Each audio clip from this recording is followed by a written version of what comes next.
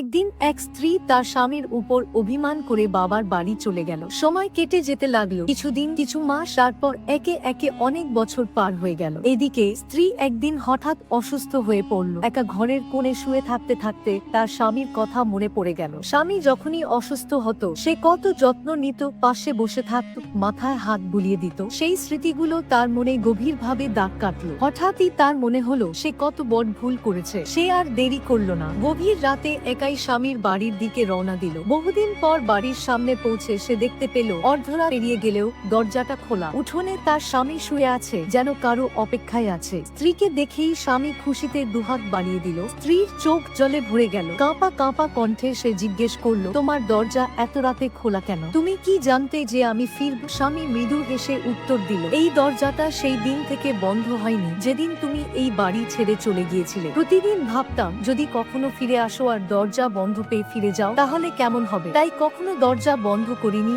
এভাবেই আমাদের সৃষ্টিকর্তা আমাদের জন্য অপেক্ষা করেন, সব সময় সব ভুল ভুলে আমাদের ফিরে আসার জন্য দুহাত বাড়িয়ে রাখেন। কিন্তু আমরা কি সত্যিই ফিরে যেতে চাই?